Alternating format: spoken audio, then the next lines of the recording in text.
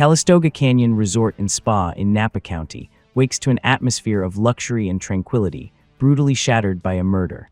Inside one of the resort's exclusive villas, Claire Walcott, a wealthy socialite and the wife of Keith Walcott, a man with powerful political connections, is found dead. Thanks to those connections, Keith has pulled strings to have the CBI team handle the case immediately. His only demand is clear: absolute discretion. No press, no scandals, and no rumors. Lisbon and her team arrive at the villa. When they enter the bedroom, the scene is shocking. Claire is naked on the bed, with no apparent signs of a struggle. On a nearby table, there is an ice bucket with champagne and 2 glasses, still sitting there as if the evening had been abruptly interrupted. Lisbon takes in the scene and quickly reaches an obvious conclusion: Claire was not alone. Everything suggests she was having an affair, making both her husband and the mysterious lover the main suspects.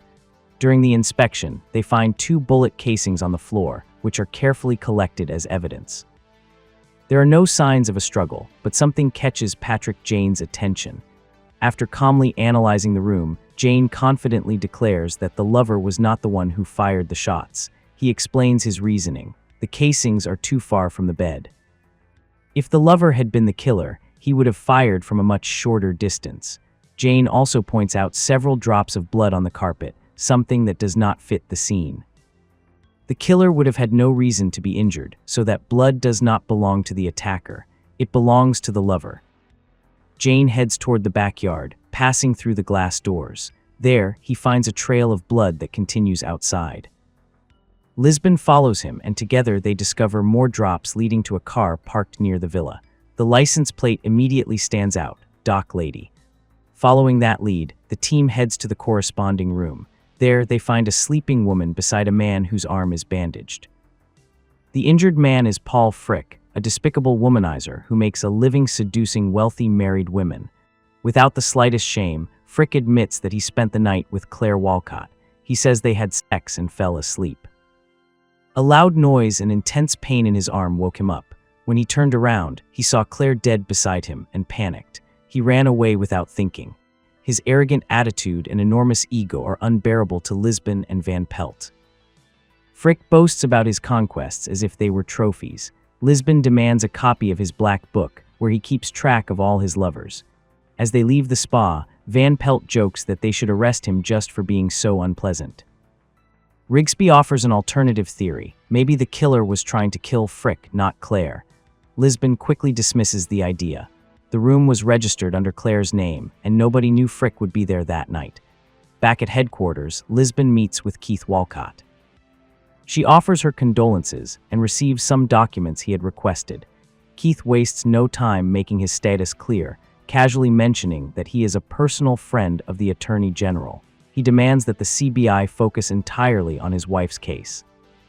Although visibly annoyed by the attempt at intimidation, Lisbon remains professional and diplomatic. She makes it clear that every case receives the same attention, with no exceptions. Lisbon orders Cho to interrogate Walcott. Keith is arrogant, distant, and uncooperative. He provides no useful information, although he remembers that Claire had recently fired an assistant over an alleged jewelry theft. He admits that he knew his wife had a lover, but claims he did not know his identity. He demands to know the lover's name, but Cho refuses to reveal it, even when Walcott threatens his career. Angry, Keith stands up and ends the interview. Meanwhile, Patrick and Grace Van Pelt go to speak with Natalie, the fired assistant. Natalie is hostile from the beginning and does not even invite them inside her apartment. Patrick tells her that Claire has been murdered. The news visibly shocks her, and Patrick takes advantage of the moment to walk inside without asking permission. While Grace questions her, Patrick carefully observes the apartment. He notices that Natalie becomes nervous when he approaches a specific corner. With his usual theatrical flair, he takes her hand and feels her pulse. They walk a few steps until they reach a desk with a camera on it. Patrick picks it up and checks the pictures. Among the photos, he finds a clue: Paul Frick and Claire Walcott together, with a timestamp showing they were taken shortly before the murder. Natalie is brought to the CBI offices, where Cho takes charge of the interrogation. Directly, he shows her the photographs of Claire Walcott with Paul Frick, and makes it clear that she had both motive and opportunity to commit the murder. Natalie firmly defends herself. She says she was not worried about the theft accusation because she never took the jewelry, and even if the case had gone to trial, it would never have held up. However, after several minutes of pressure, she finally admits the truth. Her plan was to blackmail Claire. She intended to show the photos to Keith Walcott in exchange for having the theft charges dropped, but she never got the chance. Claire died before she could act. Natalie also adds something important. The blackmail might not have worked anyway, because Keith was so controlling that he probably already knew about his wife's affairs. Cho meets with the rest of the team in the main office and shares his conclusion. He does not believe Natalie is the killer. To him, the main suspect is still the husband. Rigsby, however, points out that Keith Walcott has a solid alibi. Even so, they all agree on something disturbing. Walcott seems like the kind of man who would pay someone else to do his dirty work. Throughout the conversation, Patrick Jane listens in silence, occasionally groaning to show his disagreement with the team's theories. When they finally ask what he thinks, he suddenly stands up, excited, and suggests returning to the crime scene. He is convinced that something does not fit. Rigsby reluctantly agrees to go with him. Back at the hotel villa, Patrick watches the room for a few seconds, then steps outside into the patio and closes the glass doors behind him. He tries to get back inside, but the door has automatically locked itself. Rigsby has to open it from the inside. Jane smiles with satisfaction and, as if nothing happened, suggests they go to lunch.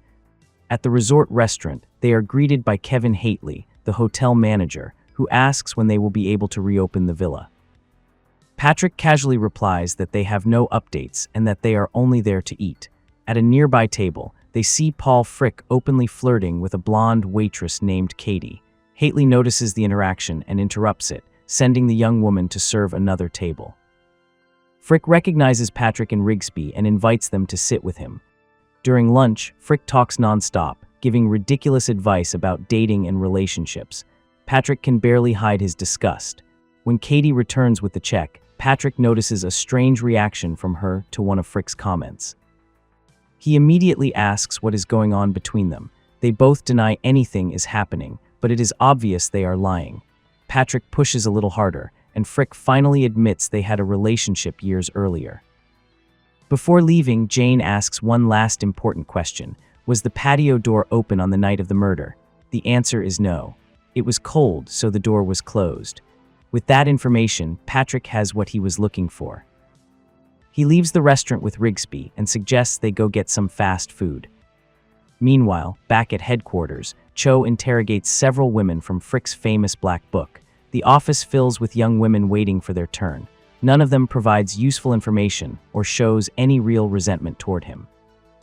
Van Pelt, meanwhile, discovers a crucial detail. 3 days before her death, Claire withdrew $200,000 in a cashier's check made out to Paul Frick.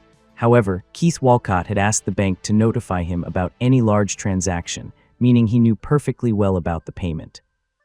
Patrick and Rigsby go back to see Keith Walcott, who is attending an event with several influential men.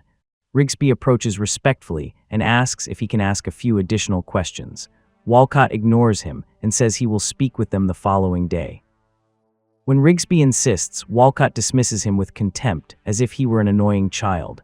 Patrick cannot tolerate it. From the entrance, he gets Walcott and his group's attention. When Keith angrily approaches, Jane taps him on the nose with his finger.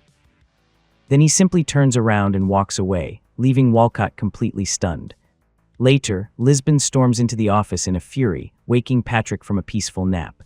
She tells him that Walcott is coming with his lawyer and that, to avoid a lawsuit, Patrick must formally apologize. Patrick refuses. He claims Walcott will drop the matter because he is a narcissist and will not want the bad publicity. Furious, Lisbon returns the gesture and gives Patrick a tap on the nose herself before walking away. Soon afterward, Lisbon meets with Walcott and his lawyer. She apologizes on behalf of the CBI, making it clear that Patrick refuses to do so. She warns them that they will be happy to see them in court if that is what they want. She also makes it clear that as long as Walcott refuses to cooperate, he will remain a suspect, which is not good for him publicly. Finally, Keith gives in. He admits that he knew about the affair and the money. He confesses that, in fact, he was happy about Claire's infidelity because he was planning to divorce her, and it would make the process much cheaper. Cho interrogates Paul Frick again, this time focusing on the money Claire had given him. Without shame, Frick explains that he planned to invest it in a nightclub. He does not seem particularly upset about losing the money. He is convinced that he will soon find another wealthy married woman willing to finance him. At that moment, Patrick bursts into the room and asks directly about Katie, the resort waitress. Cho is annoyed by the interruption, but Patrick gives a superficial apology and continues. Frick admits that whenever he had no better options, he would call Katie. Patrick points out that this kind of relationship must have been devastating for her, suggesting that Katie truly loves him and may have had a reason to kill Claire. Surprisingly, Frick responds with unusual tenderness as he rejects that possibility. Without thinking, Patrick tells him he can leave. Cho protests and orders him to stay. Patrick immediately takes it back and runs out of the room, followed by Cho.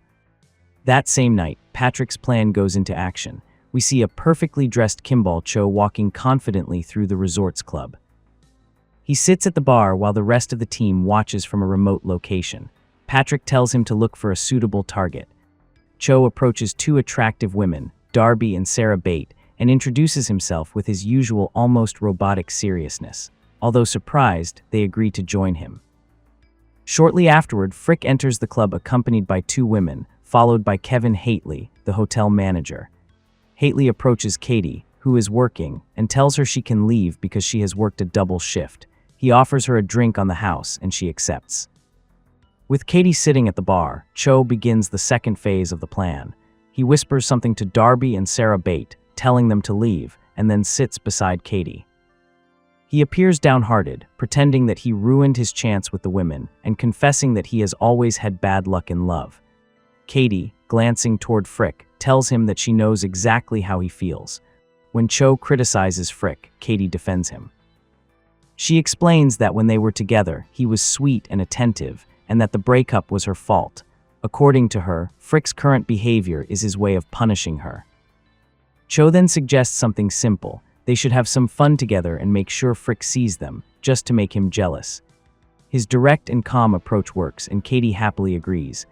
They walk together, laughing and holding each other's arms, passing close to Frick's table. He watches them with obvious discomfort and jealousy. Cho takes Katie to a nearby room and begins speaking with the team over the radio. Confused, Katie receives the revelation. Cho identifies himself as a CBI agent and explains the entire plan to her. She is emotionally devastated.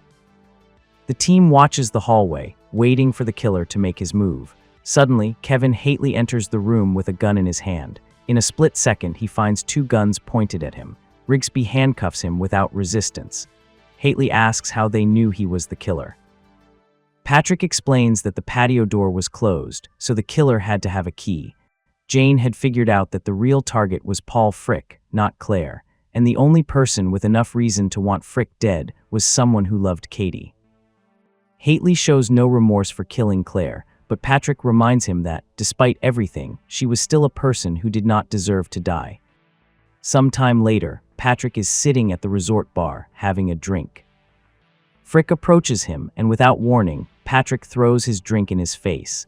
He harshly reprimands him for his behavior and forces him to reflect, telling him to go back to Katie because she still loves him. A beautiful woman approaches Patrick and invites him to have a drink. He smiles politely and turns her down, simply explaining that he is married. The camera slowly pulls away. If you enjoyed this episode, don't stop here. Head over to my channel and check out the complete playlist of The Mentalist, with every episode organized in order from beginning to end. Watch the full series, follow Patrick Jane's journey, and discover all the hidden details, mysteries, and secrets along the way. And if you enjoyed this video, don't forget to leave a like and subscribe to the channel for more.